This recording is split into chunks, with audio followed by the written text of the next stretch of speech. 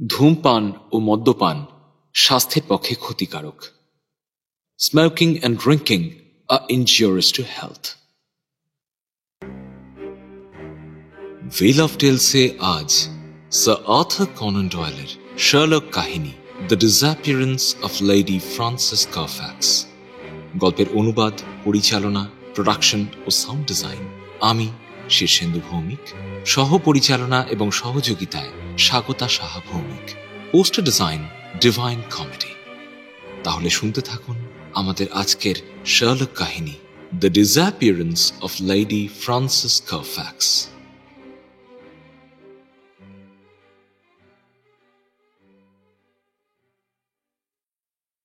Turkish কেন? Why Turkish? প্রশ্নটা শুনেই মুখের সামনে থেকে খবরের কাগজটা সরিয়ে আমি মুখ তুলে তাকালাম। দেখলাম প্রশ্নকর্তা অর্থাৎ মিস্টার শার্লক হোমস একদৃষ্টে তাকিয়ে আছেন আমার জুতোর দিকে। আমি বসেছিলাম একটা হেলানো বেতের চেয়ারে, ফলে স্বাভাবিকভাবেই আমার জুতো পরা পা দুটো এগিয়েছিল সামনের দিকে, আর সেখানেই নিবদ্ধ হয়েছে শার্লক হোমসের সমস্ত মনোযোগ।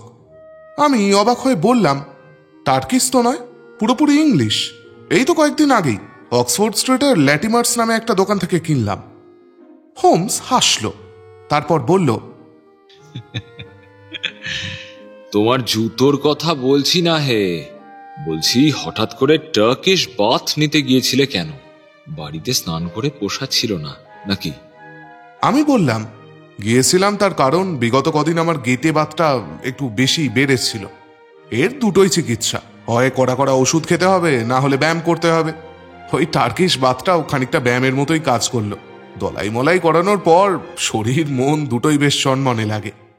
একটু থেমে আমি বললাম, বাই দ্য ওয়ে হোমস, আমার জুতোর দিকে তাকিয়ে যেহেতু প্রশ্নটা করলে, তখন তো বেশ বুঝতে পারছি এই জুতো আর টার্কিশ বাতের মধ্যে কোনো একটা কার্যকারণ সম্পর্ক তুমি নিশ্চয়ই খুঁজে পেয়েছো। অনুগ্রহপূর্বক সেটা ব্যাখ্যা করে বলবে কি?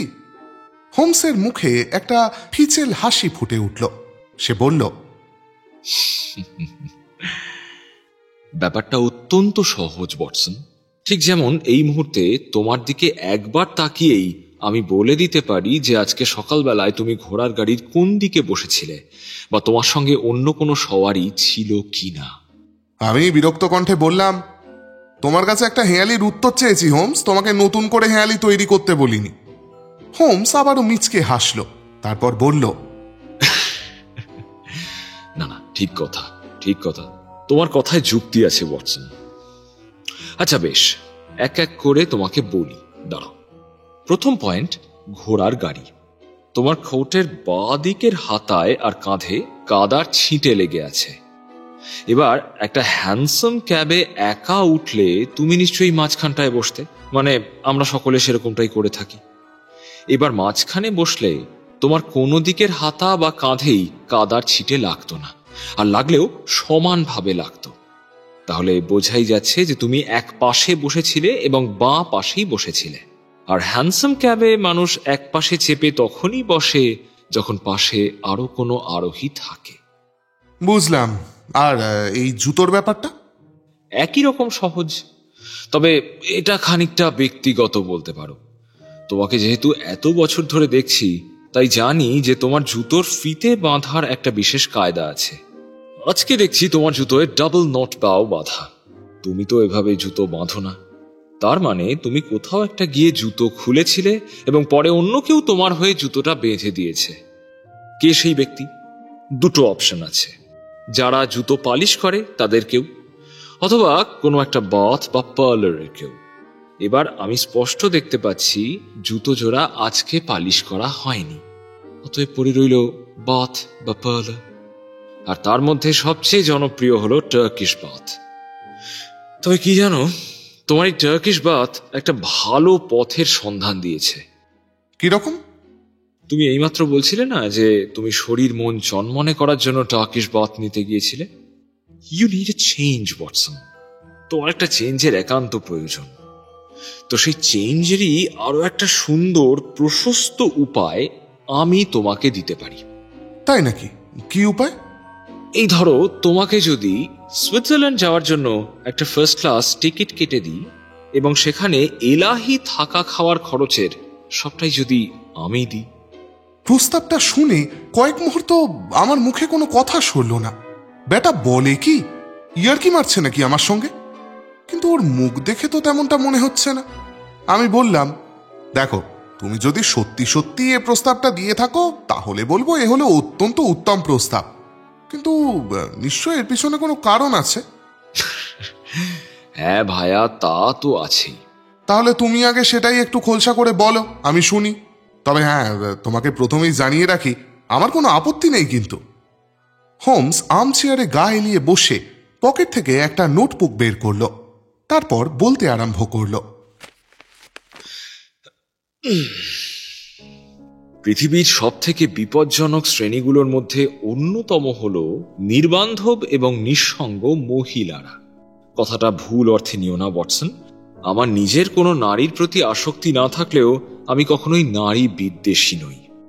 কথাটা কেন বললাম? কারণ এমন নিঃসঙ্গ মহিলার দুর্বলতার সুযোগ নেয় যে কোনো ধূর্ত অপরাধী। এমন নারী যতই স্বাধীনচেতা হন না কেন, এটা সবসময় সত্যি যে তিনি অসহায়, utterly helpless। আমাদের দেশের আইন এখনো নারীদের সম্পত্তির উত্তরাধিকারকে সমর্থন করেনি, ফলে চাইলেও নারীর নিজের আয় থাকা সম্ভব নয়। এবার তার যদি কোনোভাবে স্বামী বা কোনো আত্মীয়ের থেকে পাওয়া কিছু টাকা পয়সা বা অ্যালাওয়েন্স থাকে, তাহলেও অনেক ক্ষেত্রেই দেখা যায় যে তার থাকার কোনো জায়গা নেই। ফলে তাকে এক জায়গা থেকে অন্য জায়গায় যাযাবরের মতো বারে বারে স্থানান্তরিত হতে হয়, এক দেশ থেকে আরেক দেশ, এক হোটেল থেকে আরেক হোটেল, এক লজ থেকে অন্য লজ। আর এই ড্রিফটিং বা ভেসে বেড়ানোর ব্যাপারটাই সব থেকে সাংঘাতিক। ভেবে দেখো, হিংস্র জানোয়ারে পরিপূর্ণ একটা পৃথিবীতে তিনি এক অসহায় গৃহপালিত প্রাণীর মতন, বা বলতে পারো a stray chicken in the world of foxes। তাই অতর্কিতে যখন তখন তার ওপর আক্রমণ আসতে পারে। আর ঠিক এমনই কিছু একটা লেডি ফ্রান্সিস কারফ্যাক্সের সাথে ঘটেছে বলে আমার ধারণা। আলোচনাটা সার্বিক থেকে একজন ব্যক্তিকেন্দ্রিক হয়ে আসায় আমি খানিক স্বস্তির নিঃশ্বাস ফেললাম। তাহলে এই বিষয়ে কথা বলবে বলেই হোমস এতক্ষণ গৌরচন্দ্রিকা করল। নোটবুক খুলে সে এবার বলতে লাগলো। প্রয়াত আর্ল অফ রাফটনের পরিবারের শেষ জীবিত মহিলা সদস্য হলেন এই লেডি ফ্রান্সিস কারফ্যাক্স। সম্পত্তি যা ছিল তা সবই গেছে। গেছে বলতে পুত্র উত্তরাধিকারীদের হাতে গেছে। লেডি ফ্রান্সিসের ভাগ্যে জুটেছে সামান্য কিছু অ্যাসেট, একটা মোটামুটি চলে যাওয়ার মতো মাসোহারা অ্যালাওয়েন্স, আর কিছু দামি প্রাচীন অ্যান্টিক গয়নাগাটি, পুরনো স্প্যানিশ জুয়েলারি। রূপোর আর হীরের গয়নাই সবচেয়ে বেশি। স্বাভাবিকভাবেই সেগুলো তার দু চোখের মণি। সেগুলো তার এতই প্রিয় যে সেগুলোকে তিনি ব্যাংকে পর্যন্ত রাখেননি, সব সময় সেগুলো সাথে নিয়ে ঘোরেন। সত্যি বলতে ভদ্রমহিলার কথা ভেবে খারাপই লাগে। অপূর্ব সুন্দরী একজন মহিলা, মধ্যবয়সেও তার রূপ খুব একটা ম্লান হয়নি। কিন্তু ভাগ্যের ফেরে ভদ্রমহিলা নিঃসঙ্গ, অসহায়, মাথার উপর একটা আশ্রয় পর্যন্ত নেই। কি হয়েছে ওর? সেটাই তো প্রশ্ন ওয়াটসন। কি হয়েছে? তিনি এখন জীবিত না মৃত? এসব কোনো প্রশ্নের উত্তরই আমাদের কাছে এখন নেই। ভদ্রমহিলা খুব বাধা ধরা জীবনযাপন করেন। তার দৈনন্দিন রুটিনে সচরাচর কোনো পরিবর্তন হয় না।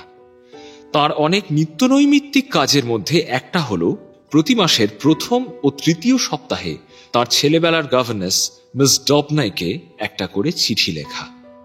বিগত 4 বছরে একবারের জন্যও এই কাজের অন্যথা হয়নি।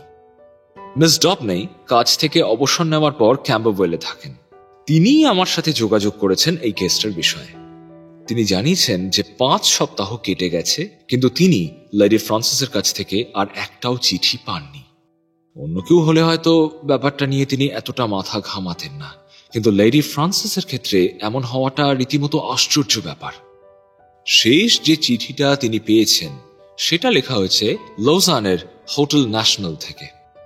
সেখান থেকেই হঠাৎই লেডি ফ্রান্সিস অন্য কোথাও চলে যান, কাউকে কিছু না জানিয়ে। এমনকি হোটেলের রেজিস্টারেও কোনো গন্তব্য ঠিকানা তিনি লিখে যাননি। তার পরিবার অত্যন্ত দুশ্চিন্তায় আছে এবং তাদের পক্ষ থেকে জানানো হয়েছে যে লেডি ফ্রান্সিসকে খুঁজে বার করতে তারা খরচের খামতি করবেন না। তো এই মিস ডবনে, ইনি কি একমাত্র মানুষ যিনি লেডি ফ্রান্সিসকে চিঠি লিখতেন? তা নিশ্চয় নয়। অন্যদের কাছ থেকে কিছু জানা যায়নি? আর একটা জায়গা আছে যেখান থেকে সবচেয়ে ভালো তথ্য পাওয়া গেছে, সেটা হলো লেডি ফ্রান্সিসের ব্যাংক। মহিলাকে বাঁচতে তো হবে, আর বাঁচতে গেলে টাকার প্রয়োজন, তাই তাকে বারংবার চিঠি লিখতে হতো তার ব্যাংকে। ব্যাংকটা সিলভেস্টারে। আমি সেখানে গিয়েছিলাম এবং লেডি ফ্রান্সিসের অ্যাকাউন্ট সামারি আমি দেখেছি। শেষ যে চেকটা ড্র করা হয়েছে সেই টাকা দিয়েই লোজানের হোটেলের বিল মেটানো হয়েছে। কিন্তু বিষয়টা হলো, হোটেলের বিলের যে অ্যামাউন্ট চেকে টাকা তোলা হয়েছে তার থেকে অনেক বেশি। ফলে ওই বিল মেটানোর পরেও লেডি ফ্রান্সিসের হাতে প্রচুর পরিমাণে ক্যাশ রয়েছে, আর এরপরে শুধুমাত্র একটাই চেক ড্র করা হয়েছে। আচ্ছা, কোথায় এবং কাকে টাকা দেওয়া হয়েছে ওই চেক দিয়ে? কোন জনৈক মারি দেভিন নামে একজন ফ্রেঞ্চ মহিলাকে। কোন ঠিকানায় পাঠানো হয়েছে তা বোঝার অবশ্য উপায় নেই। চেকটা ভাঙানো হয়েছে মোপেলিয়াহের ক্রেডিট লিওনাই ব্যাংকে। সেটাও প্রায় 3 সপ্তাহ আগের কথা। টাকার অঙ্ক 50 পাউন্ড। কে মিস মারি দেভেন? সেটাও খুঁজে বার করেছি ওয়াটসন। মিস মারি দেভিন হলেন লেডি ফ্রান্সিসের পার্লার মেইড। কেন লেডি ফ্রান্সিস তাকে এই টাকা দিয়েছেন সেটা অবশ্য এখনো জেনে উঠতে পারিনি, এবং সেটা জানতে হবে তোমাকে। আমি? ঠিক তাই। আর সেই কারণেই তোমাকে চেঞ্জে পাঠাচ্ছি লৌসানে। স্বাস্থ্যোদ্ধারও হবে, সাথে কাজও। তুমি তো জানো যে এই মুহূর্তে আমার পক্ষে লন্ডন ছেড়ে যাওয়া সম্ভবপর নয়। ওই এব্রামসের কেসটা এখনো সলভ হয়নি। আর তাছাড়া আমি দেশে না থাকলে বেচারা স্কটল্যান্ড ইয়ার্ড বড্ড একাকী বোধ করে, আর অপরাধীদের মনও আনন্দে নেচে ওঠে। অতএব বন্ধু শ্রেষ্ঠ ওয়াটসন, খুশি মনে কাজে লেগে পড়ো। যখনই প্রয়োজন হবে আমাকে চিঠি লিখবে অথবা টেলিগ্রাম করবে। অহরাত্র তোমার পাশে আছি। 2 দিন পরের কথা। আমি এসে উঠেছি লৌসানের হোটেল ন্যাশনালে। সেখানকার মসিয়া মোসের আমাকে বেশ খাতির যত্ন করলেন। তিনি জানালেন লেডি ফ্রান্সিস দীর্ঘ বেশ কয়েক সপ্তাহ এই হোটেলেই ছিলেন। হোটেলের মানুষজন তথা অন্যান্য অতিথিদের সঙ্গেও তার বেশ সুসম্পর্ক তৈরি হয়েছিল। ভদ্রমহিলার বয়স খুব বেশি হলে 40। তিনি এখনো যার পরনাই সুন্দরী ও যৌবন সম্পন্না। লেডির গয়নাগাটির ব্যাপারে অবশ্য ম্যানেজার বাবু কিছু বলতে পারলেন না। তবে তিনি হোটেলের ভৃত্যদের বলাবলি করতে শুনেছেন যে লেডির বেডরুমে নাকি একটা বিশাল বড় ট্রাঙ্ক রাখা থাকে এবং সেটা 2-3টে তালা দিয়ে লক করা থাকে। লেডির পার্লার মেড মেয়েটিও তার মালকিনের মতোই সকলের কাছে জনপ্রিয় হয়ে উঠেছিল। তার নামটা আরেকবার নিশ্চিত হয়ে জেনে নিলাম, মারি দেভেন। এই হোটেলেরই একজন ওয়েটারের সঙ্গে তার বিয়ে ঠিক হয়েছে। সেই কারণেই তার ঠিকানা পেতে বিন্দুমাত্র অসুবিধে হলো না। আমি সবকিছু আমার নোটবুকে লিখে নিলাম। মনে মনে ভাবলাম, হোমস নিজেও এর থেকে ভালো করে তদন্ত শুরু করতে পারত না। একটা বিষয়ে ধোঁয়াশা কাটছিল না। সবই যদি ঠিকঠাক থাকবে তাহলে লেডি ফ্রান্সিস হঠাৎ করে কাউকে কিছু না বলে এখান থেকে চলে গেলেন কেন? আর গেলেনই যদি, কোথায় গেলেন? তিনি তো এখানে বেশ খুশিই ছিলেন। এমনকি তিনি আরও অন্তত 2 মাস এখানে থাকার ইচ্ছা প্রকাশ করেছিলেন। বলেছিলেন লেকের ধারে হোটেলে যে বিশেষ কটেজটা তিনি ভাড়া নিয়েছেন সেই জায়গাটা পরম মনোরম। তার সত্ত্বেও শুধুমাত্র 1 দিনের নোটিসে তিনি এখান থেকে চলে যান এবং তার জন্য হোটেলের নিয়ম অনুযায়ী 1 সপ্তাহের ভাড়াও তাকে বাড়তি গুনতে হয়। তবু তিনি পরোয়া করেননি। এই প্রসঙ্গে সবচেয়ে উল্লেখযোগ্য তথ্যটা দিলেন হোটেলের সেই ওয়েটার ভদ্রলোক যার সাথে সেই মেড মিস দেভিনের বিয়ে ঠিক হয়েছে। তিনি জানালেন লেডি চলে যাওয়ার 1-2 দিন আগে এই হোটেলে নাকি একজন লম্বা দাড়িওয়ালা লোকের আবির্ভাব হয়েছিল। লোকটার চোখে মুখে কেমন যেন একটা বর্বর কাঠিন্যের ছাপ রয়েছে। লোকটা সম্ভবত এই শহরেই কোথাও বাসা বেঁধেছে। বাজারে ঘাটে অনেক জায়গাতেই তাকে দেখা যায়। তা সেদিন সকালবেলা ওয়েটার দেখতে পান যে লেকের পাড়ে দাঁড়িয়ে সেই লোকটি খুব ব্যাকুল এবং উত্তেজিতভাবে লেডির সাথে কথা বলছেন। তারপর সন্ধেবেলা সেই লোকটি হোটেলেও এসেছিল। সে লেডির সঙ্গে দেখা করতে চায়, কিন্তু লেডি দেখা করতে অস্বীকার করেন। লোকটির কথা শুনে স্পষ্ট বোঝা যায় যে সে ইংলিশ, কিন্তু তার নাম কারোর জানা নেই। এর অব্যবহিত পরেই লেডি হোটেল ছেড়ে চলে যান। খুব সম্ভবত ওই লোকটির আগমনই লেডির চলে যাওয়ার কারণ। কিন্তু এর সাথে আরও একটা ঘটনা ঘটেছে, যেটার কারণ ওয়েটার ভদ্রলোক বলতে পারলেন না। লেডি চলে যাওয়ার ঠিক আগের দিন পার্লার মেড মারিও কাজ ছেড়ে দেয়। আমি ঠিক করলাম মেয়েদের ঠিকানায় গিয়ে তাকেই সরাসরি সব কথা জিজ্ঞাসা করব। এভাবেই আমার তদন্তের প্রথম অধ্যায় শেষ হলো। এবার খুঁজে বার করার পালা যে এখান থেকে লেডি কোথায় গেছেন বা যেতে পারেন। এই কাজটা বিশেষ সহজ ছিল না, তার কারণ এ ব্যাপারে লেডি ফ্রান্সেস যথাসাধ্য গোপনীয়তা অবলম্বন করার চেষ্টা করেছেন।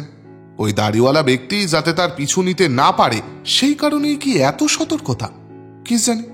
এমনকি রেল স্টেশনে লেডি ফ্রান্সেসের লাগেজে তার নাম পর্যন্ত লেখা ছিল না। অনেক কাঠ খড় পুড়িয়ে জানতে পারলাম একটা ঘুরপথে লেডি ফ্রান্সিস গেছেন অস্ট্রিয়ার রেনি স্পা অঞ্চলে। এখনো পর্যন্ত যা জানতে পেরেছি চিঠি লিখে হোমসকে জানিয়ে দিলাম। এবার আমি গিয়ে পৌঁছলাম সেই স্পা অঞ্চলের ব্যাডেন শহরে। জানা গেল লেডি ফ্রান্সিস এখানকারই একটি নামী হোটেলে উঠেছেন। হোটেলটির নাম ইংলিশার হফ। সেখানে তিনি ছিলেন প্রায় এক পক্ষকাল। এখানেই তার সঙ্গে পরিচয় হয় জনৈক ডক্টর স্লেশিঞ্জার এবং তার স্ত্রীর। এই ভদ্রলোক দক্ষিণ আমেরিকা থেকে আগত একজন মিশনারি। লেডি ফ্রান্সিস এমনিতেই মানসিক চাপে ছিলেন, তাই এই দম্পতির ধার্মিক সান্নিধ্যে তিনি যেন বেশ কিছুটা মানসিক শান্তি পান। মিশনারি ভদ্রলোকের গম্ভীর ব্যক্তিত্ব, তার উদার দিলদরিয়া মানসিকতা এবং নিষ্ঠাবান স্বভাব লেডিকে যথেষ্ট পরিমাণে প্রভাবিত করে। ভদ্রলোক নাকি কোনো একটা ট্রপিক্যাল রোগে আক্রান্ত হয়ে এখানে চেঞ্জে এসেছিলেন।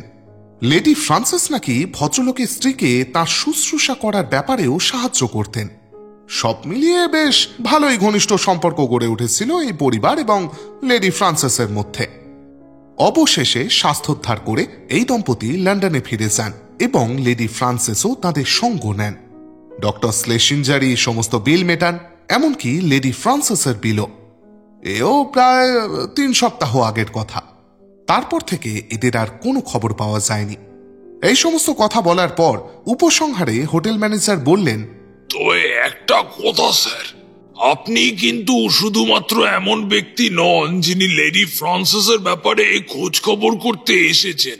সপ্তাহখানেক আগে আরো একজন ব্যক্তি এই একই উদ্দেশ্য নিয়ে এখানে এসেছিলেন। আমি অবাক হয়ে বললাম, তাই নাকি? তা কি নাম সেই ভদ্রলোকের? নাম নাম তো তিনি বলেননি স্যার, তবে তিনিও আপনার মতোই ইংলিশম্যান, কিন্তু একটু অন্য ধরনের। অন্য ধরনের? কিরকম? মানে কি বলবো স্যার, বুঝিয়ে বলাটা মুশকিল। মানে ভদ্রলোকের পোশাক আশাক ভদ্রলোকের মতো হলেও মুখ চোখ ঠিক ভদ্রলোকের মতো নয়। কথাবার্তা অমায়িক ভাবেই বললেন, কিন্তু কেমন যেন একটা বড় বড় তার ছাপ রয়েছে চেহারার মধ্যে। বরপর শব্দটা আমার কানে লাগলো। এই একই শব্দ আমি এর আগেও শুনেছি। বিচলিত কণ্ঠে আমি জিজ্ঞাসা করলাম, আচ্ছা এই লোকের মুখে কি দাড়ি আছে? একদম সঠিক বলেছেন স্যার।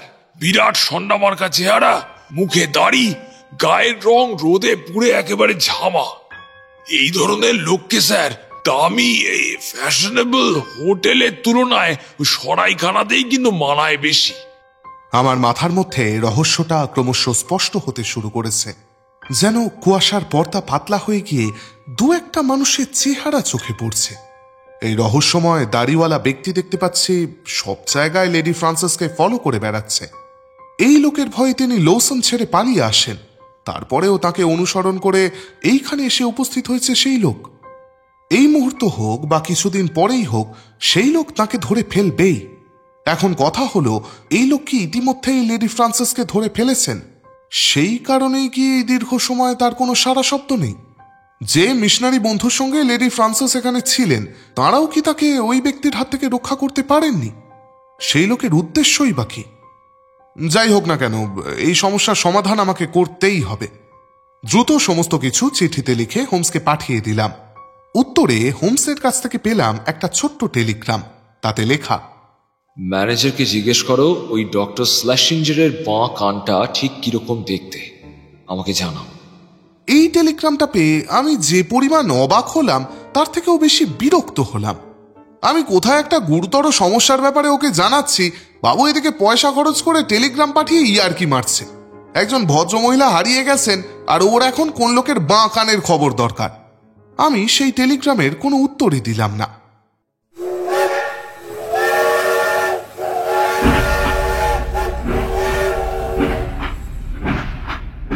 মপেলিয়ার পৌঁছে আমি লেডি ফ্রান্সিসের সেই মেড মারি দেভিনের সঙ্গে দেখা করলাম। মেয়েটি খুবই ভালো, বুঝলাম সে খুবই নিষ্ঠার সঙ্গে লেডির কাজ করতেন। সে কখনোই তার মিস্ট্রেসের কাজ ছাড়ত না, যদি না দেখত সেই মিস্ট্রেস তার কোনো ভালো বন্ধুর সঙ্গে রয়েছে। সে বলল, স্যার সত্যি কথা বলতে সামনেই আমার বিয়ে, তাই আজ নয়তো কাল কাজটা আমাকে ছাড়তেই হতো। কিন্তু স্যার আমি এত তাড়াতাড়িও ছাড়তে চাইনি। আসলে ব্যাডেনে যাওয়ার পর থেকেই আমার প্রতি লেডির আচার আচরণ কেমন যেন বদলে গিয়েছিল। আমার সাথে অকারণেই তিনি ভীষণ দুর্ব্যবহার করছিলেন, যা তিনি ইতিপূর্বে কোনো দিন করেননি। শেষে আমি একদিন বাধ্য হয়ে জিজ্ঞাসা করলাম যে আমি কি অপরাধ করেছি যার জন্য তিনি আমার সঙ্গে এমন আচরণ করছেন। তিনি যদি না চান তাহলে আমি আর তার কাছে কাজ করে তাকে আর অযথা বিব্রত করব না। জানেন স্যার, মনে হলো আমি কাজ ছেড়ে দেওয়ার কথা বলায় লেডি যেন বেশ স্বস্তি পেলেন। তিনি আমার সমস্ত বকেয়া পাওনা মিটিয়ে দিলেন আর আমার বিয়ের যৌতুক হিসেবে আমাকে আরো 50 পাউন্ড দিলেন। আচ্ছা, তুমি কোনো দাড়িওয়ালা লোককে দেখেছো যে লেডি ফ্রান্সিসকে ফলো করছিল? মেয়েটির চোখ বড় বড় হয়ে উঠল। সে বলল, হ্যাঁ স্যার, অবশ্যই দেখেছি। লোকটা একদম ভালো নয় স্যার। ওই লোকটার ভয়েই আমাদের লৌজেন ছেড়ে চলে আসতে হয়েছিল। আমি দেখেছি স্যার, আমি নিজে চোখে দেখেছি। লেকের পাড়ে দাঁড়িয়ে কথা বলার সময় ওই লোকটা লেডির হাত মুচড়ে ধরেছিল। আমার তো মনে হয় ওই লোকের হাত থেকে পালানোর জন্যই লেডি ওই ডক্টর স্লেসিঞ্জারদের সঙ্গে লন্ডন যাবেন বলে ঠিক করেছেন।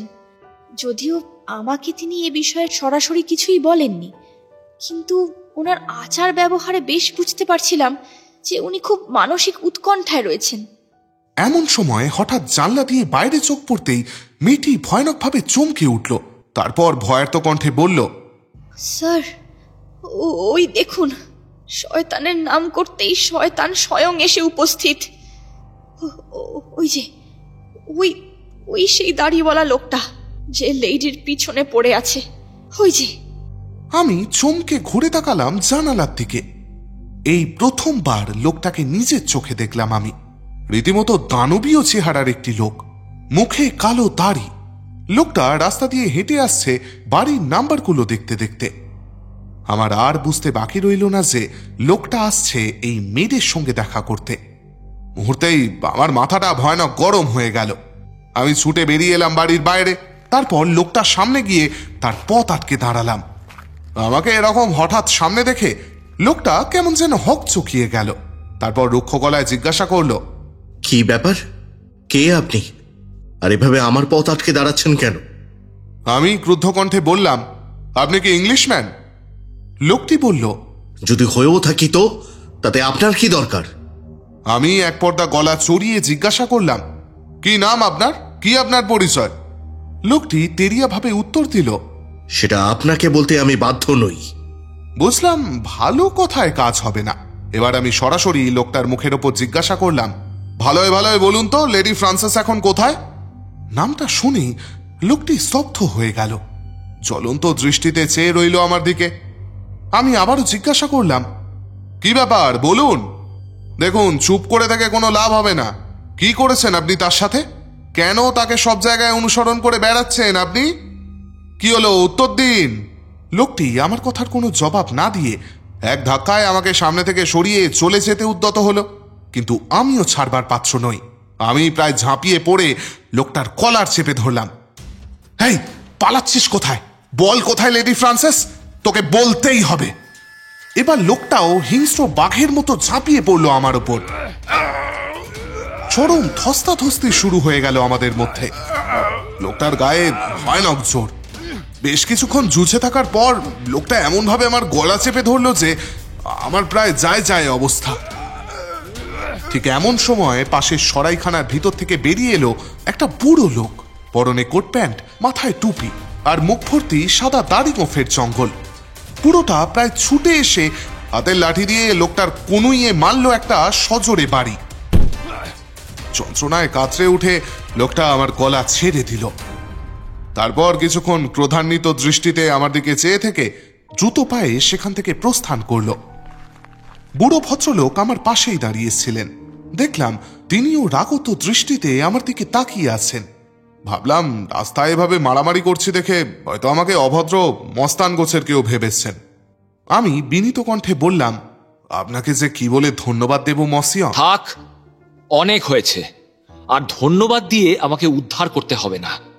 বলেই লোকটা মুখের নকল দাড়িগোঁফ খুলে মাটিতে ছুঁড়ে ফেলে দিল। দেখলাম আমার সামনে দাঁড়িয়ে রয়েছে মূর্তিমান শার্লক হোমস। আমি কোনো রকমে বলতে গেলাম, হোমস মানে মানে আমি একদম মুখ বন্ধ ওয়াটসন, আর একটাও কথা তুমি বলবে না। ইতিমধ্যেই অনেক কিছু করে ফেলেছো, আমার সহকারী হিসেবে আমার নাম উজ্জ্বল করেছো। যথেষ্ট হয়েছে, দ্যাটস এনাফ। আজ রাতের ট্রেনেই তুমি আমার সাথে লন্ডন ফিরবে।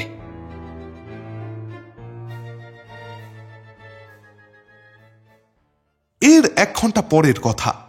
আমরা বসেছিলাম আমার হোটেলের ঘরে। শার্লকের মুখ জুড়ে এখনো অসন্তোষের মেঘ। আমিও আমার কৃতকর্মে যার পরও নাই লজ্জিত। হোমস বলল, তোমাকে টেলিগ্রাম করে যখন উত্তর পেলাম না, তখন বুঝলাম যে শেষ অবধি আমাকে সেই লন্ডন ছেড়ে বেরোতেই হবে। হিসেব করে দেখলাম যে তুমি এই সময় এই মোপেলিয়াতেই থাকবে। সেই মতো এখানে চলে এলাম, আর ছদ্মবেশে ওই সরাইখানাতেই বসেছিলাম তোমার মুখ দর্শন করার উদ্দেশ্যে। বলতে বাধ্য হচ্ছি ওয়াটসন, তুমি এত সুন্দর তদন্ত করেছো যে কেসটা ফাইনালি আমার হাত থেকে বেরিয়ে যেতে বসেছে। এমন কোনো ভুল নেই যা তুমি করনি, আর তার ফলে নতুন কোনো তথ্য আবিষ্কৃত তো হয়নি, উল্টে তদন্তের খবর চারদিকে চাউর হয়ে গিয়ে অপরাধীরা আরো বেশি সাবধান হয়ে গেছে। You have discovered nothing. কথাগুলো আমি কিছুতেই মেনে নিতে পারলাম না। তিক্ত কণ্ঠে বললাম, তুমি আমাকে এভাবে বলতে পারো না। আমি আমার যথাসাধ্য করেছি, তুমিও সম্ভবত এর থেকে বেশি কিছু করতে পারতে না। আমার জীবনে সম্ভবত বলে কোনো শব্দ নেই ওয়াটসন। আমি ইতিমধ্যেই তোমার থেকে অনেক বেশি কিছু করেছি। হোমসের কথা শেষ হতে না হতেই দরজায় টোকা পড়ল। হোমস বলল, ওই এলেন অনারেবল ফিলিপ গ্রেইন। তিনি তোমার সঙ্গে এই একই হোটেলে উঠেছেন। আমাদের সফল তদন্ত এখান থেকেই শুরু হবে। কামেন। দরজা খুলে ঘরে যে ব্যক্তি প্রবেশ করলেন তাকে দেখেই আমি চেয়ার ছেড়ে ছিটকে লাফিয়ে উঠলাম। আরে, এ তো সেই লোক যার সঙ্গে আমার একটু আগেই মারামারি হয়েছে। ঘরে আমাকে দেখে ভদ্রলোকও ভয়ানক চমকে উঠলেন। হোমসের দিকে ফিরে তিনি বললেন, হ্যাঁ, এ কি ব্যাপার মিস্টার হোমস? আপনার চিরকুট পেয়ে আমি আপনার সাথে এখানে দেখা করতে এলাম, কিন্তু এই লোকটা এখানে কি করছে? হোমস হালকা হেসে বলল, আলাপ করিয়ে দিই, ইনি হলেন আমার বন্ধু এবং সহকারী ডক্টর জন ওয়াটসন। এই কেসে উনি আমাকে সাহায্য করছেন, অর্থাৎ বকলমে আপনাকেও সাহায্য করছেন। কথাটা শুনে ভদ্রলোকের মুখ লজ্জায় লাল হয়ে উঠল। তিনি এগিয়ে এসে আমার দিকে করমর্দনের জন্য হাত বাড়িয়ে দিলেন। বললেন, আজকের ঘটনার জন্য আমি অত্যন্ত লজ্জিত ডক্টর ওয়াটসন। আশা করি আমার আক্রমণে আপনি গুরুতর আহত হননি। আসলে আপনি যখন হঠাৎ মুখের উপর বললেন না যে আমি ফ্রান্সিসের ক্ষতি করেছি, তখন মাথাটা এমন গরম হয়ে গেল যে আমি আর নিজের উপর নিয়ন্ত্রণ রাখতে পারিনি। বিগত বেশ কয়েক বছর ধরে নানা রকম নার্ভের সমস্যায় ভুগছি আমি, তাই রাগ হলে অনেক সময় নিজের মধ্যে থাকি না। আমাকে ক্ষমা করবেন। আমারও ভীষণ লজ্জা করছিল। আমি কোনো রকমে বললাম, আগে আমিও খুব লজ্জিত, আপনিও আমাকে ক্ষমা করবেন। এই সমস্ত প্রাথমিক কথাবার্তার পর আমরা সকলে সোফায় বসলাম। ভদ্রলোক বললেন, মিস্টার হোমস, আপনি আমার ব্যাপারে কোথা থেকে জানলেন? আমি মিস ডবনের সঙ্গে যোগাযোগে আছি, তিনি আমাকে আপনার কথা বলেছেন। ভদ্রলোকের চোখ মুখ উদ্ভাসিত হয়ে উঠল। তিনি বললেন, মিস সুজেন ডবনে, ফ্রান্সিসের ছোটবেলার সেই গভর্নেস। বড় ভালো মানুষ ছিলেন ভদ্রমহিলা, তাকে আমার এখনো মনে আছে। তারও আপনাকে মনে আছে। তিনি আমাকে জানিয়েছেন যে আপনি অল্প বয়সে সাউথ আফ্রিকা চলে যান। আপনি তো দেখছি আমার সম্বন্ধে সব কথাই জেনে গেছেন। তাই আপনার থেকে আমি আর কোনো কথাই লুকোবো না। আমি আপনাকে শপথ করে বলছি মিস্টার হোমস, আমি ফ্রান্সিসকে যেমনভাবে আমার মন প্রাণ দিয়ে ভালোবাসি, পৃথিবীতে আর কজন পুরুষ কোনো নারীকে সেইভাবে ভালোবাসে তা নিয়ে আমার সন্দেহ আছে। ছোটবেলা থেকেই আমি খুব দুর্দান্ত প্রকৃতির ছিলাম, হে ওয়াইল্ড ইয়াংস্টার। অপরদিকে ফ্রান্সিস ছিল সকালের মতোই বিশুদ্ধ, শুভ্র, সুন্দর। তবুও আমাকে সে ভালোবেসেছিল। তাই তো আমি সাউথ আফ্রিকা চলে যাওয়ার পর কোনোদিনও কাউকে বিয়ে করলো না, শুধু আমাকে ভালোবেসে। আমি চলে যেতে বাধ্য হয়েছিলাম, কারণ ওর পরিবারের লোকজন আমাকে অপমান করেছিল। পণ নিয়েছিলাম সাউথ আফ্রিকা থেকে বিরাট প্রতিপত্তি নিয়ে তবে দেশে ফিরব। সেই জেদের বসেই হঠাৎ করে চলে গিয়েছিলাম দেশ ছেড়ে। ফ্রান্সিস আমাকে ক্ষমা করতে পারেনি। দেশে ফিরে যখন শুনলাম ও এখনো আমার কথাই বুকে আগলে অবিবাহিত জীবনযাপন করছে, তখন আমি ওকে খুঁজে বেড়াতে লাগলাম। ভাবলাম যেভাবেই হোক ওর মান ভঞ্জন করব, আর ওকে বিয়ে করে আমরা বাকি জীবনটা সুখে কাটাবো। শেষে ওকে খুঁজে পেলাম লৌসানেতে, এবং নানানভাবে ওর মন মানানোর চেষ্টাও করলাম। অনেকটাই নরম হয়ে এসেছিল জানেন তো, কিন্তু ওই যে ওর চরিত্রের ওই বিপজ্জনক জেদ, ওই জেদের বসে ও আমাকে পুরোপুরি ক্ষমা করতে পারছিল না। শেষমেশ ওর জেদেরই জয় হলো। দ্বিতীয় দিন সন্ধেবেলায় যখন আমি ওর সঙ্গে দেখা করতে গেলাম, তখন শুনলাম সে নাকি সেখান থেকে চলে গেছে। খোঁজ খবর নিয়ে ওকে অনুসরণ করে উপস্থিত হলাম ব্যাডেনে। সেখানেও ওকে না পেয়ে শেষে জানতে পারলাম ওর পার্লার মেয়েটি নাকি এই অঞ্চলেই থাকে। আর এক মুহূর্ত সময় নষ্ট না করে আমি এইখানেই চলে এলাম। তার পরের ঘটনা তো আপনারা সবই জানেন। আমি আবারও আপনার কাছে ক্ষমা চাইছি ডক্টর ওয়াটসন, কিন্তু এবার আপনারা দয়া করে বলুন ফ্রান্সিস কোথায়, কি হয়েছে ওর? হোমস গম্ভীর কণ্ঠে বলল, দুঃখের বিষয়, সেটা আমরা এখনো পরিষ্কার করে জানি না। সেটা আমাদের খুঁজে বার করতে হবে। আচ্ছা, আপনি লন্ডনে কোথায় উঠেছেন মিস্টার গ্রিন? নিজের বাড়ি তো এখনো কিনে উঠতে পারিনি মিস্টার হোমস, তাই আমি উঠেছি ল্যাংহাম হোটেলে। বেশ, তাহলে আমি বলবো আপনি আজকেই লন্ডনে ফিরে যান এবং আমার টেলিগ্রামের জন্য অপেক্ষা করুন। দেখুন, একটা কথা আপনাকে স্পষ্ট করে বলি, আমি আপনাকে মিথ্যে আশা দেব না, কিন্তু আমার পক্ষে যা যা করা সম্ভব আমি তা যথাসাধ্য করব। আচ্ছা, আমার এই কার্ডটা রাখুন, যোগাযোগ করতে সুবিধা হবে। এবার ওয়াটসন, তুমি ব্যাগটা একটু তাড়াতাড়ি গুছিয়ে নাও, আর আমি মিসেস হাডসনকে একটা টেলিগ্রাম করে দিই আগামীকাল সকাল 7:30টায় বাড়ি পৌঁছে যেন ব্রেকফাস্টটা পাই।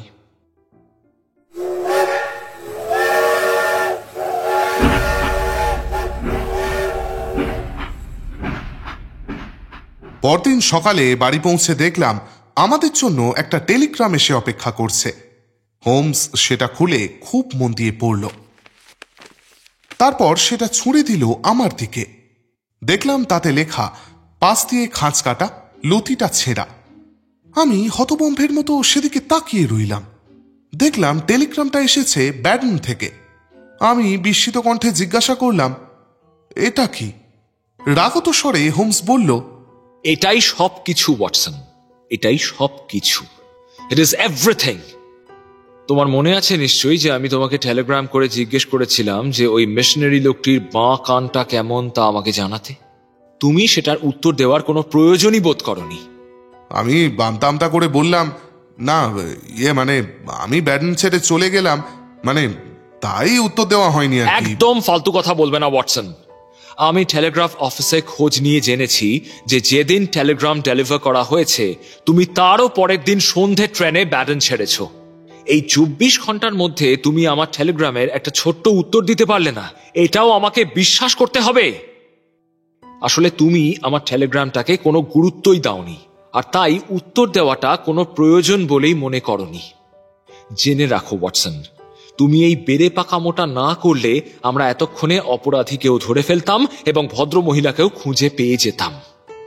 আমি অপরাধীর মতো মুখ করে মাথা নিচু করে বসে রইলাম।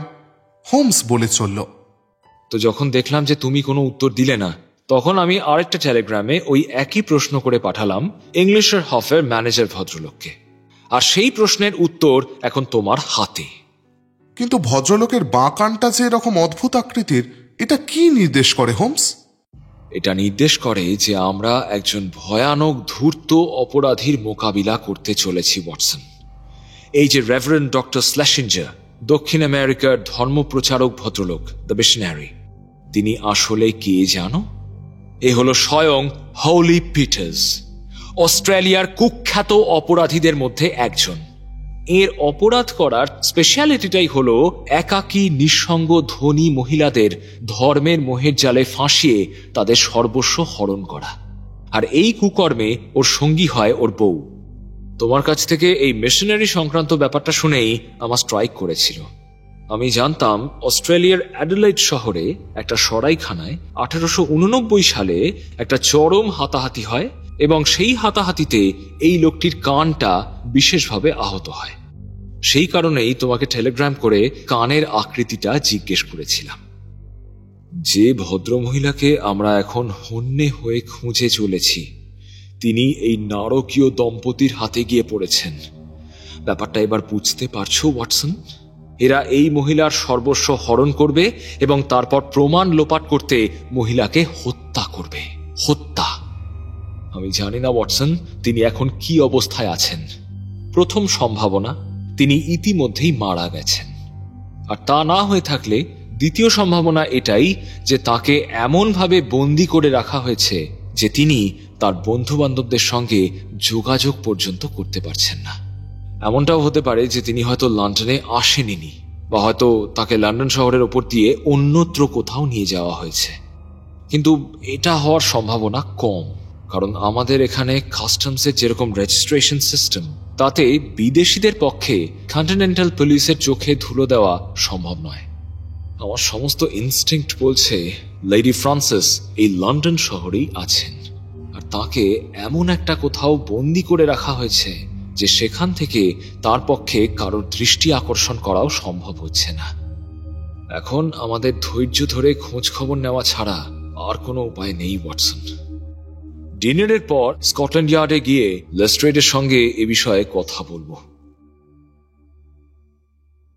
কিন্তু দুর্ভাগ্যের বিষয়, হোমস এবং স্কটল্যান্ড ইয়ার্ডের মিলিত প্রচেষ্টাতেও কোনো লাভ হলো না। এত বড় লন্ডন শহরের বিরাট জনসমুদ্রের মাঝে মাত্র 3 জন মানুষকে খুঁজে বের করা দুরূহ ব্যাপার। কাগজে বিজ্ঞাপন দেওয়া হলো বারংবার, তাতেও ফল হলো না। পিটার্সের পুরনো সাগরেদদের ওপর নজর রাখা হলো, কিন্তু দেখা গেল তাদের সাথে এই মুহূর্তে পিটার্সের কোনো যোগাযোগ নেই। এইভাবে একটা গোটা সপ্তাহ কেটে গেল, আর ঠিক তারপরেই অন্ধকারে একটা ক্ষীণ আলোর রেখা দেখতে পেলাম আমরা। ওয়েস্টমিনস্টার রোডের একটা নামকরা বন্ধকি দোকানে একটা রূপোর তৈরি মূল্যবান পেন্ডেন্ট বন্ধক দেওয়া হয়েছে। খোঁজ নিয়ে জানা গেছে সেই বন্ধকটিতে দোকানে এসেছিলেন একজন পাত্রী। লম্বা, মুখে দাড়ি গোঁফ নেই। নাম ঠিকানা যা তিনি দোকানে দিয়েছিলেন তা সবটাই ভুয়ো। কানের ব্যাপারটা স্বাভাবিকভাবেই কেউ খেয়াল করেননি, কিন্তু সব শুনে মনে হয় সেই ব্যক্তি স্লেশিঞ্জারই ছিলেন। এর মধ্যেই 3বার মিস্টার ফিলিপ গ্রিন আমাদের বাড়িতে এসেছেন খবর নিতে। তৃতীয়বার তিনি যখন এলেন তখন সবে আমরা এই দোকানের ব্যাপারটা জানতে পেরেছি। ব্যাপারটা শুনে ভদ্রলোক আরো ব্যস্ত হয়ে পড়লেন। বললেন, প্লিজ মিস্টার হোমস, এইভাবে বসে থাকতে আমার অসহ্য লাগছে। আপনি আমাকে কিছু একটা কাজ দিন। হোমস কয়েক মুহূর্ত কি যেন ভাবলো, তারপর বলল, গয়নাগুলো এক এক করে বেচতে শুরু করে দিয়েছে এই অপরাধী। এবারে কি না ধরলেই নয়। কিন্তু এর অর্থ কি মিস্টার হোমস? তার মানে কি ফ্রান্সিসের সাথে ইতিমধ্যেই খারাপ কিছু ঘটেছে? তাকে যদি ওরা এখনো অব্দি বন্দি করে রেখে থাকে, তাহলে একটা ব্যাপার নিশ্চিত, ওরা জানে যে ওকে মুক্তি দিলেই আর রক্ষে থাকবে না, ধরা ওরা পড়বেই। তাই নিজেদের কার্যসিদ্ধি হয়ে গেলে ওরা সম্ভাব্য খারাপ কাজটাই করবে। মানে আপনি বলতে চাইছেন যে? ঠিকই ধরেছেন মিস্টার গ্রিন, ওরা লেডি ফ্রান্সিসকে খুন করবে। I meant murder. ঈশ্বরের দোহাই মিস্টার হোমস, ফ্রান্সিসকে বাঁচতেই হবে। বলুন আমি কি করতে পারি। এই স্ল্যাশিঞ্জার আর ওর স্ত্রী আপনার মুখ চেনে? না। বেশ, আমার ধারণা ওরা অন্যান্য বন্ধকি কারবারিদের কাছে যাবে ওই গয়নাগুলো বন্ধক রাখতে অথবা বিক্রি করতে। সেক্ষেত্রে আমাদের আবার প্রথম থেকে শুরু করতে হবে। অন্যদিকে আগের দোকান থেকে ওরা কিন্তু ভালো দাম পেয়েছে এবং কেউ কোনো প্রশ্ন করেনি। ফলে যদি কাঁচা টাকার প্রয়োজন হয়, রেডি মানি, তাহলে ওরা ওয়েস্টমিনস্টারের ওই পুরনো দোকানটাতেই ফিরে যাবে। আমি আপনার হাতে একটা চিরকুট লিখে পাঠিয়ে দিচ্ছি। ওরা তাহলে আপনাকে ওই দোকানের ভেতর অপেক্ষা করতে দেবে। যদি সেই লোক দোকানে আসে, তাহলে আপনি তাকে তার আস্তানা পর্যন্ত ফলো করবেন। কিন্তু বলে দিচ্ছি মিস্টার গ্রিন, কোনো রকম কোনো মাথা গরম মারামারি কিচ্ছু নয়। আশা করি আমি আপনার ওপর এটুকু ভরসা রাখতে পারি। ঠিক আছে মিস্টার হোমস। আগামী 2 দিন মিস্টার ফিলিপ গ্রিনের কাছ থেকে কোনো খবর পাওয়া গেল না। তৃতীয় দিন সন্ধেবেলায় তিনি হুড়মুড়িয়ে এসে ঢুকলেন আমাদের বেকার স্ট্রিটের বাড়ির বসার ঘরে। Mister Holmes, doctor Watson. দেখলাম ভদ্রলোক উত্তেজনায় থরথর করে কাঁপছেন। তিনি বলে উঠলেন, লোকটাকে পেয়েছি মিস্টার হোমস, লোকটাকে পেয়েছি। হোমস ভদ্রলোককে ধরে এনে সোফায় বসালো। আমি গ্লাসে ব্র্যান্ডি ঢেলে তার হাতে তুলে দিলাম। হোমস বলল, মাথা ঠান্ডা করে পুরো ব্যাপারটা আমাকে খুলে বলুন, গুছিয়ে বলুন। ভদ্রলোক বললেন, ওই মহিলা একটু আগেই দোকানে এসেছিল, এই ঘন্টাখানেক আগে। লোকটার বউটা এইবারেও আগের বারের মতোই আরেকটা পেন্ডেন্ট নিয়ে এসেছিল, লম্বা শীর্ণ বিবর্ণ চেহারা। ওই সেই মহিলা। তো মহিলা দোকান থেকে বেরোতেই আমি তার পিছু নিলাম। ক্যানিংটন রোড ধরে ভদ্রমহিলাকে অনুসরণ করে চললাম আমি। মহিলা গিয়ে একটা দোকানে ঢুকলেন মিস্টার হোমস। সেটা একটা কফিনের দোকান। হোমসের চোখ মুখ সচকিত হয়ে উঠল। ভদ্রলোক বলে চললেন, আমিও পিছু পিছু দোকানটায় ঢুকলাম। দেখলাম মহিলাটি ওই দোকানের মালকিন ভদ্রমহিলার সাথে কিছু কথা বলছেন। মালকিন বলছেন, বুঝতেই পারছি দেরি হচ্ছে, কিন্তু কি করব বলুন, এর মধ্যে চলে আসা উচিত ছিল। আসলে ওটা তো স্বাভাবিকের চেয়ে অনেকটা আলাদা, তাই বোধহয় একটু বেশি সময় লাগছে। আমায় দেখেই তাদের কথাবার্তা থেমে গেল। আমি মালকিনকে বললাম, ক্ষমা করবেন, আমি এই অঞ্চলে নতুন, আসলে আমার একটা ঠিকানা জানার প্রয়োজন ছিল বলে একটা ঠিকানা জিজ্ঞাসা করে দোকান থেকে বেরিয়ে গেলাম। খুব ভালো করেছেন। তারপর? আমি রাস্তার মোড়ের মাথায় ঘাপটি মেরে লুকিয়েছিলাম। মহিলাটি বেরোতেই আমি আবার তাকে ফলো করা শুরু করলাম। দেখলাম সে বারবার ঘাড় ঘুরিয়ে সতর্কভাবে এদিক ওদিকে দেখছে। বুঝলাম ওর মনে সন্দেহ জেগেছে। এমন সময় মহিলাটি হঠাৎ একটা টাঙা ডেকে উঠে পড়ল। ভাগ্যক্রমে আমিও একটা টাঙা পেয়ে গেলাম এবং আগের টাঙাটাকেই ফলো করতে বললাম। মহিলা নামলো 36 নম্বর ব্রিক্সটনে। আমি খানিকটা এগিয়ে গিয়ে পরের মোড়ের মাথায় নামলাম আর সেইখান থেকেই নজর রাখতে লাগলাম। আর কাউকে দেখতে পেয়েছিলেন? বাড়ির সব জানলাই অন্ধকার ছিল, শুধুমাত্র নিচের তলার একটা জানলা ছাড়া। সেটারও খড়খড়ে নামানো ছিল আর পর্দাও টানা ছিল, তাই আমি ভিতরটা কিছুই দেখতে পাইনি। দাঁড়িয়ে দাঁড়িয়ে যখন ভাবছি এবার আমার কি করা উচিত, ঠিক তখনই একটা ঢাকা দেওয়া বড় ভ্যান এসে দাঁড়ালো ওই বাড়িটার সামনে। তারপর কয়েকজন লোক মিলে একটা জিনিস, লম্বা মতো একটা বাক্স ধরাধরি করে বাড়ির ভেতরে নিয়ে গেল। মিস্টার হোমস, আমি জিনিসটাকে চিনতে পেরে চমকে উঠলাম। জিনিসটা ছিল একটা কফিন। আহা, আই সি। মনে হচ্ছিল তক্ষুনি ছুটে গিয়ে বাড়িটার মধ্যে ঢুকে পড়ি। বাড়ির দরজা খুলছিল সেই মহিলা। হঠাৎ অন্ধকারে ঘাড় ঘুরিয়ে আমাকে দেখতে পেল সে। কোথায় আমাকে চিনতেও পারল। ভয়ানকভাবে চমকে উঠে সে তড়িঘড়ি দরজা বন্ধ করে দিল। আপনার নির্দেশ আমার মাথায় ছিল মিস্টার হোমস, তাই আমি চুপচাপ চলে এসেছি আপনার কাছে। দারুণ কাজ করেছেন আপনি। হোমস একটা চিরকুটে কয়েক লাইন লিখে মিস্টার গ্রিনের হাতে দিয়ে বলল, ওয়ারেন্ট ছাড়া আইনত কিছু করা সম্ভব নয়। আপনি এক্ষুনি এই কাগজটা নিয়ে স্কটল্যান্ড ইয়ার্ডে চলে যান। সেখান থেকে একটা ওয়ারেন্ট বার করে আনুন। ওখানে ইন্সপেক্টর লেস্ট্রেইড আছেন, তিনি আপনাকে সাহায্য করবেন। কিন্তু মিস্টার হোমস, এটা তো যথেষ্ট সময় সাপেক্ষ ব্যাপার। এর মধ্যে যদি ওরা ফ্রান্সিসকে... আমাদের হাতে অন্য কোনো উপায় নেই মিস্টার গ্রিন। আমরা দেখছি যাতে এইটুকু সময়ের মধ্যে কোনো রকম কোনো অঘটন না ঘটে। বোঝাই যাচ্ছে ওই কফিনে করেই ওরা ফ্রান্সিসকে... মিস্টার গ্রিন, আর সময় অপচয় করবেন না। আমাদের হাতে বাকিটা ছেড়ে দিন, আমরা সামলে নেব। মিস্টার গ্রিন ছুটলেন স্কটল্যান্ড ইয়ার্ডের উদ্দেশ্যে। হোমস বলল, চলো ওয়াটসন, এবার আমাদের কাজ। দুজনেরই সঙ্গে রিভলভার লাগবে। এখন চরম পন্থা অবলম্বন করা ছাড়া উপায়ান্তর নেই। চলো ব্রিক্সটন। পথে যেতে যেতে হোমস বলতে লাগলো, পুরো ব্যাপারটা কিভাবে ঘটেছে তা অনুমান করা যায় ওয়াটসন। একলা ধনী মহিলাকে পেয়ে এরা তাকে ভুলিয়ে ভালিয়ে লন্ডন নিয়ে আসে।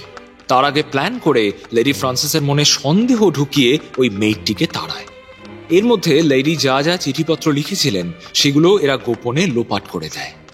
গ্যাংয়ের লোকজনের সাহায্যে ব্রিক্সটনে ওই বাড়িটা ভাড়া করে এবং ওই বাড়িতে ঢুকেই লেডি ফ্রান্সিসকে বন্দি বানিয়ে ফেলে। তারপর তার সমস্ত গয়নাগাঁটি হাত করে এবার এক এক করে বেচতে শুরু করে। এবার ওরা চেষ্টা করছে লেডিকে কোনোভাবে গুম করে দেবার, যাতে কোনো রকম প্রমাণ বা সাক্ষী না থাকে। চিরতরে তো আর ভদ্রমহিলাকে বন্দি বানিয়ে রাখা সম্ভব নয়, তাই খুনই হলো একমাত্র রাস্তা। Murder murder is the only solution Watson. বোঝাই যাচ্ছে। এবার আরেকটা দিক থেকে পুরো বিষয়টা ভেবে দেখো। ওই কফিনের পয়েন্টটা থেকে ভাবতে শুরু করো।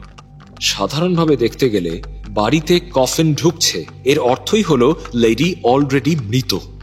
এবার কফিনে ভরে যদি কাউকে সমাধিস্থ করতে হয়, তাহলে সেটাও নিশ্চয়ই নিয়ম মেনেই করতে হবে। মেডিকেল সার্টিফিকেট, ব্যারিয়াল গ্রাউন্ডের পারমিশন, সবকিছু, এই সমস্ত ডকুমেন্ট কিন্তু লাগবে। এবার ভালো করে ভেবে দেখো ওয়াটসন, কাউকে যদি গুম খুন করা হয়, তাহলে খুনিরা কখনো তাকে সমাধিস্থ করার জন্য এত কাঠখড় পোড়াবে? হ্যাঁ, চুপচাপ রাতের অন্ধকারে বাড়ির পেছনের বাগানে কবর দেবে। এখানে কিন্তু সেরকমটা একেবারেই হচ্ছে না। সবকিছু হচ্ছে নিয়ম মেনে। অতএব এখানে এমনভাবে খুনটা করা হয়েছে বা করা হবে যাতে সেটা খুন বলে মনে না হয়। হতে পারে কোনো অজ্ঞাত বিষক্রিয়া বা সেরকম কিছু। কিন্তু ওয়াটসন, একজন ডাক্তারের চোখে ধুলো দেওয়া কিন্তু খুব কঠিন। মেডিকেল সার্টিফিকেট বার করার সময় ডাক্তারের কিন্তু সন্দেহ হবেই। হ্যাঁ, যদি না সেই ডাক্তার ওদের দলের লোক হয়ে থাকে। কিন্তু এই ব্যাপারটাও তো খুবই অবিশ্বাস্য।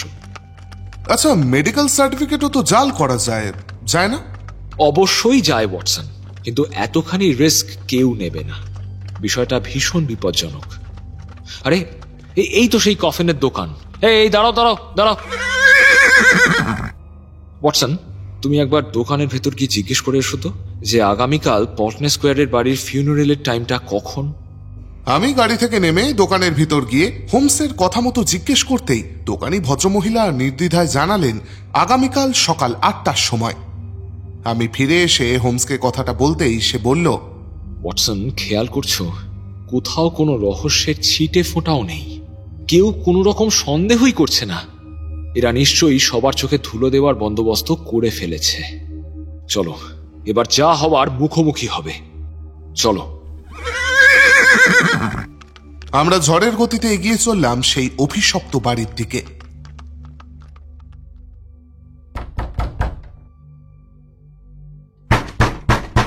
বাড়িটার দরজায় হোমস এত জোরে ধাক্কা মারল যে দরজা প্রায় ভেঙে পড়ার জোগাড়। প্রায় সাথে সাথেই দরজা খুললেন একজন রোগা লম্বাটে চেহারার মহিলা। ত্রস্ত সতর্ক কণ্ঠে তিনি প্রশ্ন করলেন, কি ব্যাপার? কাকে চান আপনারা? হোমস বলল, আমি ডক্টর স্ল্যাশিঞ্জারের সঙ্গে কথা বলতে চাই। ওই নামে এই বাড়িতে কেউ থাকে না। বলেই আমাদের মুখের ওপর দরজাটা বন্ধ করে দিতে যাচ্ছিলেন সেই মহিলা। কিন্তু তাকে সেই সুযোগ না দিয়েই হোমস দরজার পাল্লাটা হাত দিয়ে চেপে ধরল। বলল, বেশ বেশ বেশ বেশ বেশ, ঠিক আছে। এখানে যিনি থাকেন আমি সেই ভদ্রলোকের সাথেই দেখা করতে চাই। মহিলা কেমন যেন ইতস্তত করছেন। কয়েক মুহূর্ত পর তিনি দরজাটা সম্পূর্ণ খুলে দিলেন। বললেন, বেশ ঠিক আছে, আপনারা ভেতরে আসুন। একটা কথা জানবেন, আমার স্বামী না পৃথিবীতে কাউকে ভয় পান না, কাউকে না। আসুন আপনারা। মহিলার পিছন পিছন আমরা বসার ঘরে এসে উপস্থিত হলাম। আপনারা একটু অপেক্ষা করুন, মিস্টার পিটার্স এক্ষুনি আসছেন। বলেই মহিলা ঘর থেকে বেরিয়ে গেলেন। মিনিট দুয়েকের মধ্যেই একজন লম্বা চেহারা টাক মাথা লোক এসে ঘরে ঢুকল। তারই গোপ পরিষ্কার করে কামানো, গায়ের রং লালচে।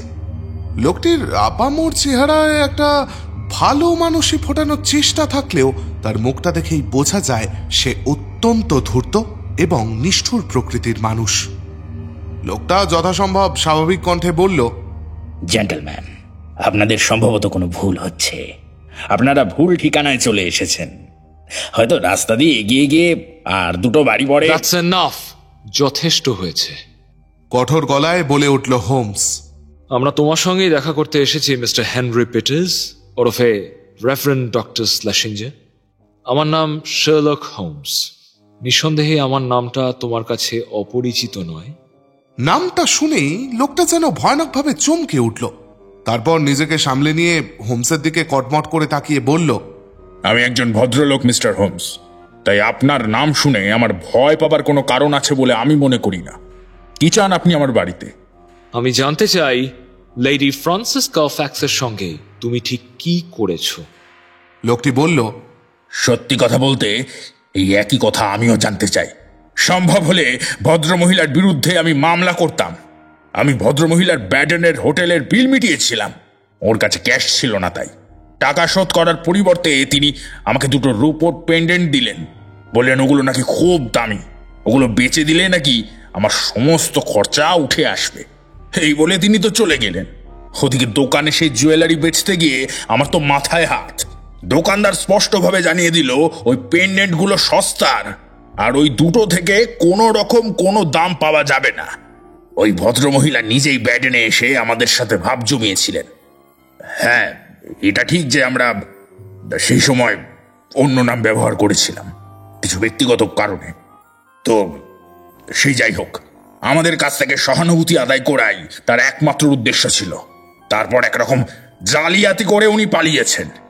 মিস্টার হোমস, আপনি যদি তাকে খুঁজে বের করতে পারেন তাহলে আমিও আপনার কাছে কৃতজ্ঞ থাকব। হোমস বাঁকা হাসল, তারপর বলল, খুঁজে তো আমি তাকে বার করবই, আর সেই খোঁজে শুরু হবে তোমার এই বাড়ির তল্লাশি করা দিয়ে।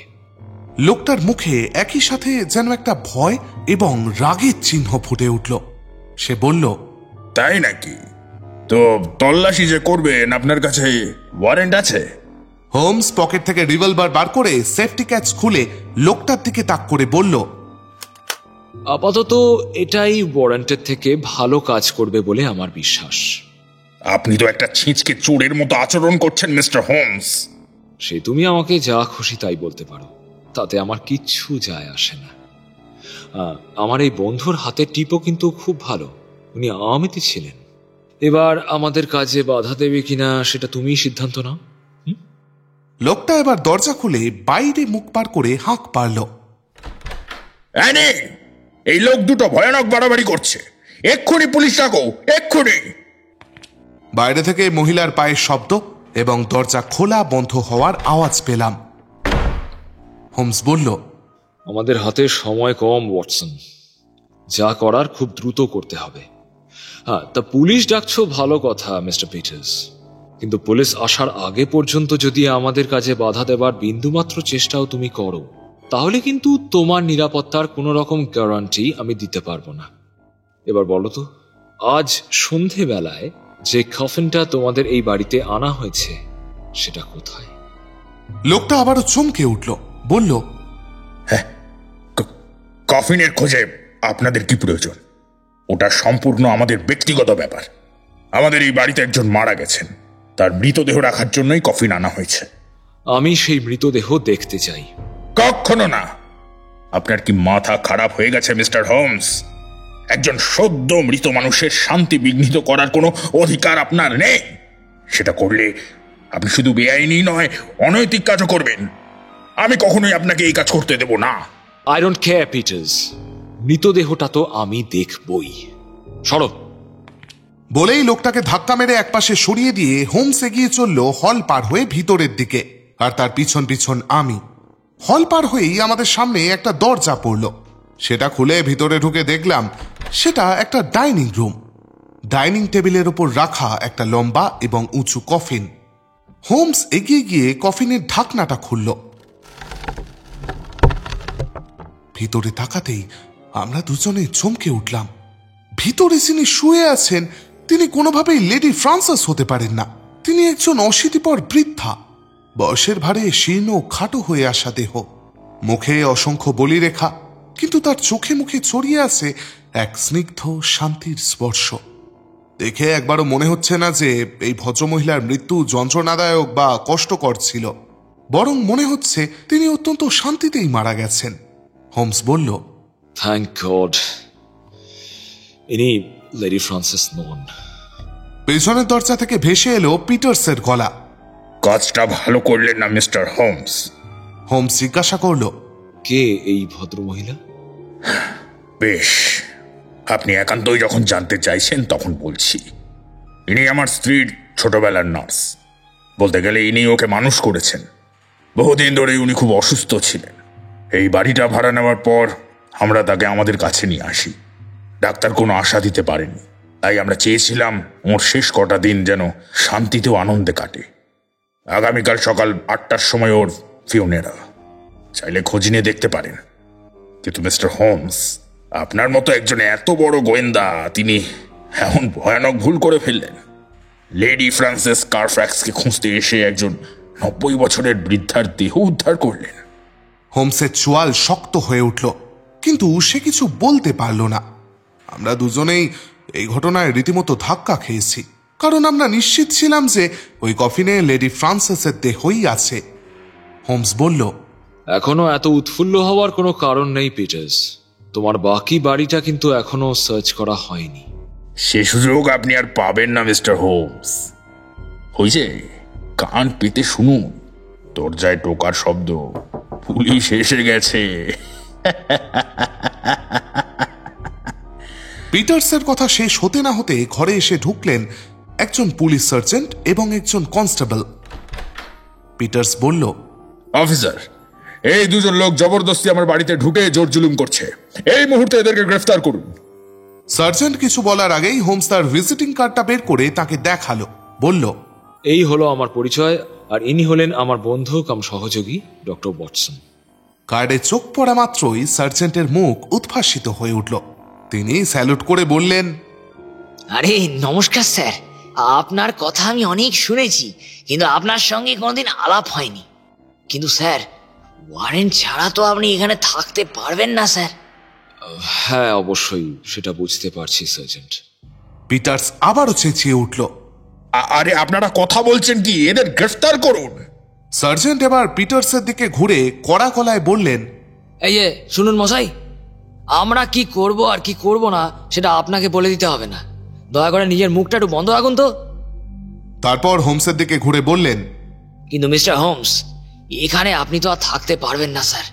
নিয়ম কারণ তো আপনি সবই জানেন, কাজেই একটু আমাদের সঙ্গে সহযোগিতা করুন প্লিজ।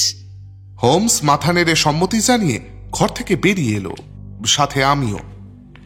বাড়ি থেকে বেরিয়ে এসে সার্জেন্ট চাপা গলায় জিজ্ঞাসা করলেন, আচ্ছা স্যার, আপনি তো অকারণে কোথাও জোর করে ঢোকার মানুষ নন। আমাকে একটু বলবেন বিষয়টা কি? মানে যদি আমি আপনাকে কোনোভাবে সাহায্য করতে পারি আর কি। আপনি ঠিকই ধরেছেন সার্জেন্ট। একজন ভদ্র মহিলাকে খুঁজে পাওয়া যাচ্ছে না, আর আমাদের বিশ্বাস উনি এই বাড়ির ভেতরেই বন্দী হয়ে আছেন। সত্যি বলতে ওয়ারেন্টের জন্যই আমি অপেক্ষা করছি, কিন্তু বিষয়টা এতটাই আর্জেন্ট যে চলে আসতে বাধ্য হয়েছি। স্যার, আপনি কোনো চিন্তা করবেন না। এই মুহূর্ত থেকে আমার লোক ওই বাড়ির উপর কড়া নজর রাখবে। কোনো রকম সন্দেহজনক কিছু দেখতে পেলেই আমি তৎক্ষণাৎ আপনাকে খবর দেব। আমি নিজে গিয়ে খবর দিয়ে আসবো। অজস্র ধন্যবাদ সার্জেন্ট। এখন রাত 9টা। আমরা তৎক্ষণাৎ ছুটলাম ব্রিক্সটনের স্থানীয় হাসপাতালের উদ্দেশ্যে।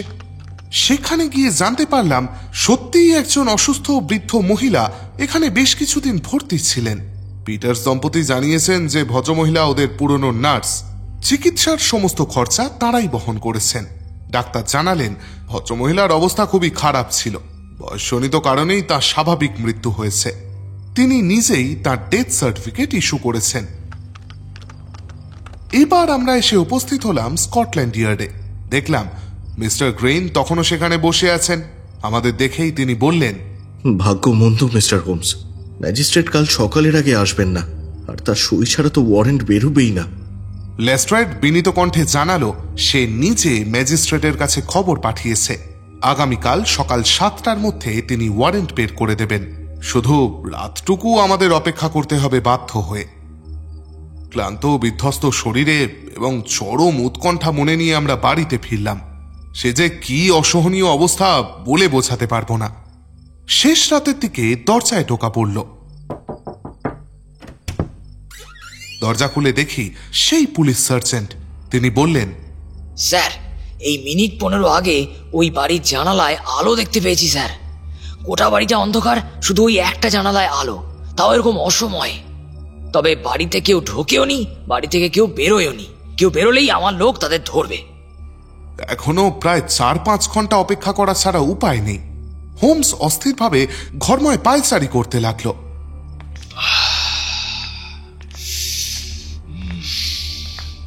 পাইপের ধোঁয়ায় গোটা ঘরটা আচ্ছন্ন হয়ে পড়েছে। আমি ভাবলাম একটুখানি বিশ্রাম করে নেওয়াই শ্রেয়। পাশের ঘরে গিয়ে শুয়ে পড়লাম আমি। সকাল 7টা নাগাদ ওয়াটসন, ওয়াটসন! হঠাৎ প্রবল শব্দে আমার ঘরের দরজা খুলে ছিটকে এসে ঘরে ঢুকলো হোমস। ওয়াটসন, আরে কি ব্যাপার হোমস, আবার কিছু হয়েছে? ফিউনারেলটা যেন কটায় ওয়াটসন? 8টায় না? তার মানে আমাদের হাতে এখনো প্রায় 1 ঘন্টা সময় আছে।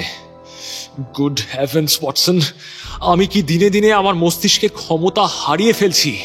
এই ব্যাপারটা আমি এতক্ষণ কেন বুঝতে পারিনি ওয়াটসন? এক্ষুনি তৈরি হও, quick quick! It's life and death Watson, it's life and death. আজ যদি আমি ব্যর্থ হই তাহলে সারা জীবনে আমি কোনোদিন নিজেকে ক্ষমা করতে পারবো না। Quick Watson, quick! 5 মিনিটের মধ্যে একটা হ্যান্ডসাম ক্যাব ভাড়া করে পড়ি মরি করে আমরা ছুটলাম বিগস্টন রোডের উদ্দেশ্যে। আমরা যখন বিগ পেন ক্রস করছি তখন অলরেডি 7:45 বাজে। হোমস ভয়ানক রকম অস্থির হয়ে উঠেছে। তবে বিগস্টন পৌঁছে দেখলাম আমাদের মিনিট 10 দেরি হলেও তেমন কোনো ক্ষতি হয়নি, কারণ বাকিরাও দেরি করেছে। একটা কফিন বওয়ার গাড়ি এসে সবে মাত্র দাঁড়িয়েছে সেই কুখ্যাত বাড়ির দরজায়, আর 3 জন লোক বাড়ির খোলা দরজা দিয়ে বের করে আনছে সেই কফিনটা। আমাদের টাঙ্গাটা থামার আগেই লাফ দিয়ে রাস্তায় নামলো হোমস। তারপর চিৎকার করে বলে উঠল, এই খবরদার, খবরদার বলছি, এই কফিন এখন গাড়িতে উঠবে না। এক্ষুনি বাড়ির ভেতর নাও ওটাকে, এক্ষুনি, রাইট নাও। লোকগুলো ভ্যাবাচাকা খেয়ে স্থির হয়ে দাঁড়িয়ে পড়ল। পাশেই দাঁড়িয়েছিলেন শয়তান পিটার্স ও তার বউ। পিটার্স চিৎকার করে উঠল, আপনি আবার এসেছেন? আবার আমি জিজ্ঞেস করছি, কোন অধিকারে আপনি এ কাজ করছেন? কোথায় আপনার ওয়ারেন্ট? ওয়ারেন্ট আর কিছুক্ষণের মধ্যেই এসে পড়বে। তার আগে পর্যন্ত আমি আইন। একটুও বাড়াবাড়ি করলে মাথার খুলিটা কিন্তু এবার সম্পূর্ণ উড়ে যাবে। বলে এবার সে লোকগুলোর উদ্দেশ্যে আবার বলল, কি ব্যাপার? একটু আগে আমি কি বললাম তোমাদের কানে যায়নি? কফিনটা ঘরের ভেতর নিয়ে যাও, এক্ষুনি। ওয়ারেন্ট না আসা পর্যন্ত এই কফিন এই বাড়ির ভেতরেই থাকবে। হোমসের ব্যক্তিত্বে পরাভূত হয়ে লোকগুলো আবারও কফিন ফিরিয়ে নিয়ে গেল ঘরের ভিতর। এবার পিটার্স আর তার বউয়ের মুখ ফ্যাকাশে হয়ে গেছে। কফিনটাকে এনে আবারও রাখা হলো সেই ডাইনিং টেবিলের ওপর। হোমস বলল, তোমরা তো আন্ডারটেকারের কাজ করো, নিশ্চয়ই তোমাদের কাছে স্ক্রু ড্রাইভার আছে। এই কফিনের ঢাকনাটা খোলো দেখি। আমার কথা শুনলে প্রত্যেকে একটা করে গিনি পাবে। পয়সার কথা শুনেই লোকজনের উৎসাহ 10 গুণ বেড়ে গেল। অতি উৎসাহ সহকারে তারা কফিনের ঢাকনা খুলতে আরম্ভ করল। 3 মিনিটের মধ্যে সবকটা স্ক্রু খুলে সশব্দে উঠে এলো কফিনের ঢাকনাটা, আর সেটা খুলতেই ভেতর থেকে বেরিয়ে এলো ক্লোরোফর্মের উগ্র মিষ্টি গন্ধ। দেখলাম ভিতরে শায়িত একটা নয়, দুটো দেহ। ওপরে শোয়ানো সেই বুড়ির মৃতদেহ, আর তার ঠিক নিচে সারা মুখে ক্লোরোফর্মে ভেজানো কাপড় জড়ানো অবস্থায় আর একটা দেহ, একজন অপরূপা সুন্দরী মধ্যবয়স্কা রমণীর দেহ। My goodness! হোমস দ্রুত উপস্থিত লোকগুলোর সহায়তায় ওপরের দেহটা সরিয়ে ভদ্রমহিলার দেহটা তুলে আনলো কফিনের বাইরে। আমি ছুটে গেলাম তাকে সাহায্য করার জন্য। মুখের কাপড়টা সরিয়ে দিয়ে স্মেলিং সল্টের শিশি ধরলাম ভদ্রমহিলার নাকের সামনে। হোমস ব্যাকুল কণ্ঠে বলে উঠল, ওয়াটসন, ওয়াটসন, ওর শরীর এখনো পুরো ঠান্ডা হয়ে যায়নি। উনি কি বেঁচে আছেন ওয়াটসন? বলো, উনি কি বেঁচে আছেন? হ্যাঁ, এখনো বেঁচে আছেন, কিন্তু কতক্ষণ থাকবেন তা নিয়ে আশা দিতে পারছি না। এতখানি ক্লোরোফর্ম, মাই গড! মাই গড! এমন সময় বাইরে পুলিশের গাড়ির শব্দ পাওয়া গেল, আর ঠিক একই সঙ্গে চমকে উঠে আমরা দেখলাম পিটার দম্পতি ঘরের কোথাও নেই। হোমস বলে উঠল, যা, আমাদের ব্যস্ততার সুযোগে শয়তান দুটো পালালো নাকি? আর ঠিক তখনই বাইরে থেকে মিস্টার গ্রিনের চিৎকার শুনতে পেলাম। অফিসার, ওই যে শয়তানগুলো পালাচ্ছে, ওই যে, ধরুন ওদের। পরক্ষণেই গুলির শব্দ আর পিটার্সের আর্তনাদ। মিনিট দুয়েক পরে মিস্টার গ্রিন আর লেস্ট্রেড এসে ঘরে ঢুকল।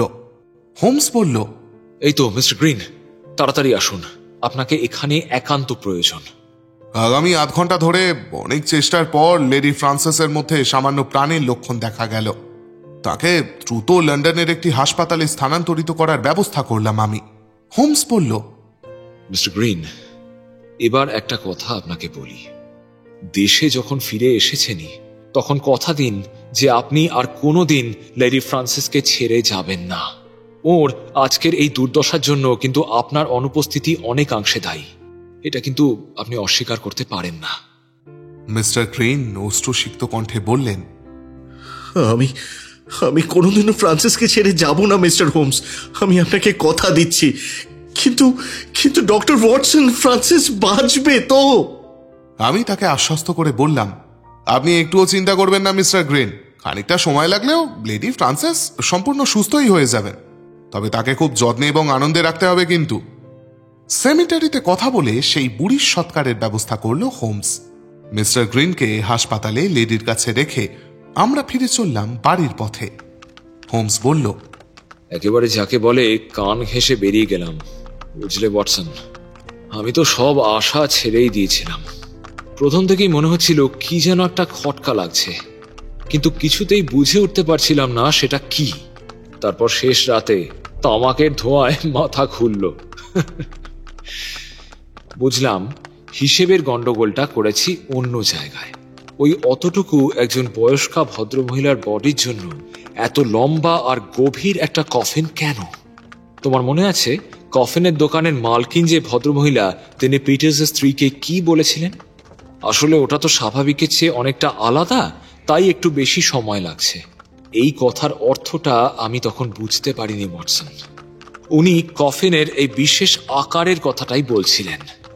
একবার ভাবো ওয়াটসন, কি সাংঘাতিক অপরাধী এরা। একটা জ্যান্ত মানুষকে ওইভাবে কবর দিয়ে দিচ্ছিল নির্দ্বিধায়। উপরে সত্যিকারের মৃতদেহ, আর তার তলায় লুকিয়ে একটা গোটা দেহ মাটির তলায় চালান। Good heavens! এখন আশা রাখি যে সেই ক্লোরোফর্মের প্রভাব কাটলে লেডি ফ্রান্সিস সম্পূর্ণ সুস্থ হয়ে যাবেন এবং মিস্টার গ্রিনের সাথে সুখে ঘর সংসার করবেন। তার জীবনের চরম একাকিত্বের পরিসমাপ্তি ঘটবে এবার। Let's hope for the best.